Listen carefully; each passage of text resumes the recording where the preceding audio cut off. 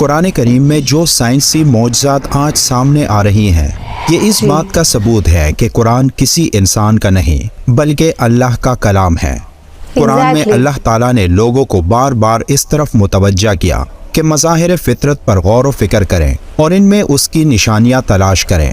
قرآن کریم کی ایک آیت میں اللہ نے اس دنیا کی سب سے حقیر اور کمزور مخلوق کی مثال بیان کی ہے، جس میں موجودہ مطلب کو سمجھ کر ایک انسان اس دنیا کا اصل مطلب جان سکتا ہے۔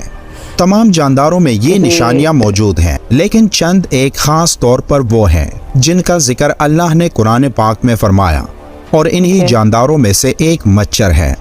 جب قرآن پاک میں مکڑی اور مکی کی مثال بیان ہوئی تو مشرک کہنے لگے کہ بھلا ایسی حقیر چیزوں کے بیان کی قرآن جیسی اللہ کی کتاب میں کیا ضرورت؟ تب اللہ نے ان کے جواب میں یہ آیات نازل فرمائی۔ اللہ تعالیٰ اس بات سے بالکل شرم اور ندامت محسوس نہیں کرتا کہ وہ کسی مچھر کی مثال بیان کرے یا اس کے اوپر کی کسی چیز کی۔ جو مومن ہیں وہ یقین کرتے ہیں وہ ان کے پروردگار کی طرف سے سچ ہے، اور جو کافر ہیں وہ کہتے ہیں کہ اس مثال سے خدا کی مراد ہی کیا ہے۔ اسی طرح اللہ ایک ہی بات کے ذریعے بہت سے لوگوں کو گمراہ ٹھہراتا ہے اور بہت سے لوگوں کو ہدایت دیتا ہے، اور اس سے صرف انہی کو گمراہی میں ڈالتا ہے جو پہلے سے ہی نافرمان ہے۔ مچھر بے شک ایک معمولی اور غیر اہم سا جاندار ہے، مگر اس پر غور و فکر کیا جائے تو اس میں بھی اللہ کی بہت ساری نشانیاں دیکھنے کو ملتی ہیں۔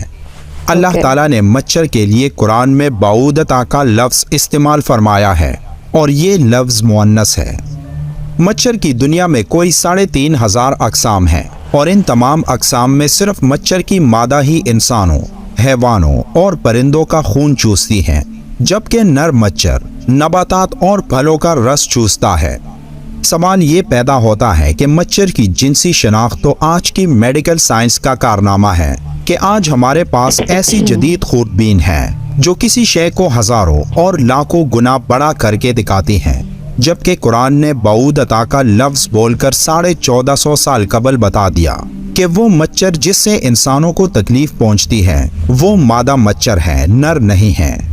منافقوں نے اگرچہ مچھر اور مکی کے چھوٹے پن کی وجہ سے قرآن پر اعتراضات کیے، لیکن اگر ان میں تھوڑی سی عقل ہوتی اور اس چھوٹے سے جانور کی ساخت اور بناوٹ پر غور و فکر کرتے تو سمجھ لیتے کہ اس کے بنانے میں باریک بینی اور عمدگی کی ایک دنیا صرف ہوئی ہے کہ جس سے عقل حیران رہ جاتی ہے۔ امام جعفر صادق اس چھوٹے سے حیوان کی خلقت کے بارے میں ارشاد فرماتے ہیں، اللہ نے مچھر کی مثال دی ہے، حالانکہ وہ جسامت کے لحاظ سے بہت چھوٹا ہے، لیکن اس کے جسم میں وہ تمام آلات اور اعضاء ہیں جو خشکی کے سب سے بڑے جانور کے جسم میں ہیں، یعنی ہاتھی، اور اس کے علاوہ بھی اس کے 2 عضو یعنی سینگ اور پر ہیں جو ہاتھی کے پاس نہیں۔ یہ ظاہر کمزور سا جانور جسے خدا نے ہاتھی کی طرح پیدا کیا، اس میں غور و فکر انسان کو پیدا کرنے والے کی عظمت کی طرف متوجہ کرتا ہے، خصوصاً اس کی سونڈ جو ہاتھی کی سونڈ کی طرح اندر سے خالی ہے اور وہ مخصوص قوت سے خون کو اپنی طرف کھینچتی ہے۔ یہ اتنا حساس ہوتا ہے کہ صرف کسی چیز کے اٹھنے سے خطرہ محسوس کر لیتا ہے اور بڑی تیزی سے اپنے آپ کو خطرے کی جگہ سے دور لے جاتا ہے، اور تعجب کی بات یہ ہے کہ انتہائی کمزور ہونے کے باوجود بڑے سے بڑے جانور کو عاجز کر دیتا ہے۔ حضرت علی رضی اللہ تعالیٰ عنہ نے فرمایا، اگر دنیا جہاں کے سب زندہ مخلوقات جمع ہو جائیں اور باہم مل کے کوشش کریں کہ ایک مچھر بنا لیں تو وہ ہرگز ایسا نہیں کر سکتے، بلکہ اس جاندار کی خلقت کے اسرار پر ان کی عقلیں دنگ رہ جائیں گی اور وہ تک کر انجام کو پہنچ جائیں گے۔ آج میڈیکل سائنس دانوں نے مچھر کی 3500 کے لگ بھگ اقسام کی کھوج کی ہے، لیکن یہ تعداد یقینی نہیں۔ اب ان کی کل اقسام کتنی ہیں یہ صرف ایک اللہ ہی کو علم ہے۔ میری طرح آپ میں سے بھی بہت سے دوستوں کے ذہنوں میں یہ خیال آیا ہوگا کہ آخر اس مثال کا مطلب کیا ہے، لیکن جب آپ ایک مچھر کی آنکھ کو دیکھیں تو آپ کا دماغ مفلوج ہو جائے گا۔ مچھر کی ایک آنکھ کے اندر بھی کئی آنکھیں ہیں اور یہ تمام آنکھیں ایک ساتھ کام کرتی ہیں۔ جب آپ اس کے بارے میں جان لو گے تو تب آپ کے ذہن میں بھی یہ آیت کریمہ آئے گی، سائنس نے اس مچھر کے بارے میں بہت کچھ انکشافات کیے کہ یہ چھوٹی سی مخلوق کتنے انسانوں کی جان لیتا ہے۔ یہ تو بہت تفصیلی باتیں ہیں، مگر چند باتیں ایسی ہیں جو میں آپ سے شیئر کرنا چاہوں گا۔ مچھر کی 100 آنکھیں ہیں جو سب کے سب اس کے سر میں ہیں۔ ایک مچھر کے 48 دانت ہیں۔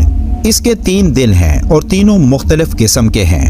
مچھر کے سونڈ میں 6 چوریاں ہیں اور ہر چوری کا اپنا کام ہے۔ مچھر کے دونوں طرف 3/3 پر ہیں۔ مچھر کے اندر حرارت کا پورا نظام ہے اور اسی کے ذریعے یہ انسانی جلد کی رنگت کو تاریکی میں پہچانتا ہے۔ مچھر کی سوئی میں نشہ کرنے کا نظام ہے جس سے کاٹتے وقت انسان کو محسوس نہیں ہوتا اور کاٹی ہوئی جگہ خون چوسنے سے سوج جاتی ہے۔ ایک مچھر کے اندر خون کا تجزیہ کرنے کا نظام بھی ہے، اس لیے وہ ہر خون نہیں چوستا۔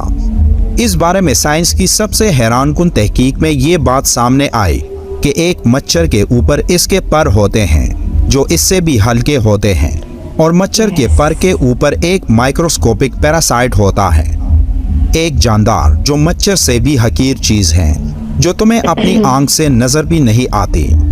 اللہ تعالیٰ کو تو تمہارے اعمال کی اور غلط کاموں کی مثال دینے کے لیے ایسی چیزوں کو سامنے لانے میں کوئی مشکل نہیں، اور یہی وہ چیز ہے جس کے بارے میں اللہ نے سورہ البقرہ کی آیت نمبر 26 میں مچھر کی مثال دینے کے بعد فرمایا، اللہ تعالیٰ اس بات سے بالکل شرم اور ندامت محسوس نہیں کرتا کہ وہ کسی مچھر کی مثال بیان کریں یا اس کے اوپر کی کسی چیز کی۔ اللہ ہم سب کو قرآن پڑھنے اور اس پر عمل کرنے کی طاقت عطا کرے۔ ویڈیو کے آخر میں ایک بار درود شریف پڑھنا مت بھولیے گا۔ ملتے ہیں ایک اور معلوماتی ویڈیو میں، تب تک کے لیے اللہ حافظ۔